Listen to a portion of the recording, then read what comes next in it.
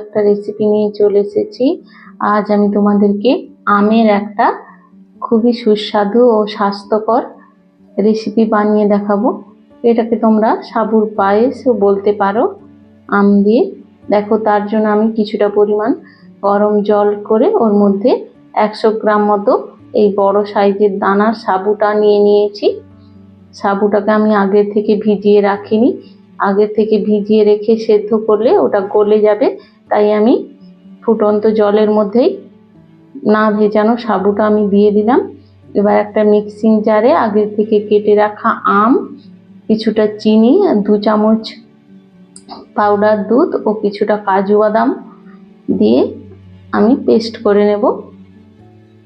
এবার একটা কড়াইতে আমি ফুল ফ্যাট মিল্ক আমি আগের থেকে ফুটিয়ে রেখেছিলাম, ওটাকে আবারও কিছুক্ষণ ফুটিয়ে গাঢ় করে নেব। এবার আমি সাবুটাকে, সেদ্ধ করা সাবুটাকে ধুয়ে আমি রেখেছিলাম ঠান্ডা করে, ওইটা দিয়ে দিলাম। সাবুটা অবশ্যই তোমরা ঠান্ডা জলে ধুয়ে নেবে, না হলে চাপ হয়ে যাওয়ার সম্ভাবনা থাকে। এবার দেখো, সাবুটা দিয়ে আমি দুধের মধ্যে আরও কিছুক্ষণ ওটাকে আমি ফুটিয়ে নিলাম। এবার পেস্ট করে রাখা বাদ বাকি ইনগ্রেডিয়েন্টগুলো ওই দুধের মধ্যে দিয়ে আমি ভালোভাবে মিশিয়ে নেব। এটা একেবারে অল্প সময়ে খুব সুন্দর একটা টেস্টি, এই গরমে এটাকে ফ্রিজে রেখে তোমরা সার্ভ করতে পারো, তাহলে টেস্টটা আরও সুন্দর হয়ে যাবে। দেখো, পায়েসটা অনেকটাই ঘন হয়ে গেছে। আমি খুব বেশি এটাকে ঘন করব না, তাহলে এটা খুব বেশি ভালো লাগে না। এবার আমি মিক্সির জারটা ধুয়ে কিছুটা পরিমাণ জল দিয়ে নেব।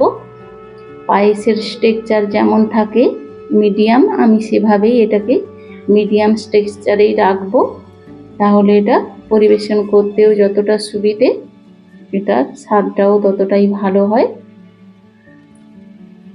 এভাবে বানিয়ে আমি একেবারে লো ফ্লেমে কিছুক্ষণ নেড়ে চেড়ে উপর থেকে নারকেল দিয়ে আমি আবারও মিশিয়ে নেব। নারকেল দিলে এর স্বাদটা অনেকটাই ভালো হয়। এবার দেখো, আমি উপর থেকে কিছুটা পরিমাণ নারকেল ও আমের কুচি দিয়ে আমি গার্নিশ করে নেব। অবশ্যই তোমরা বানিয়ে দেখবে, এটা খুবই সুস্বাদু হয়েছিল। ভিডিওটা শেষ পর্যন্ত দেখার জন্য অসংখ্য ধন্যবাদ।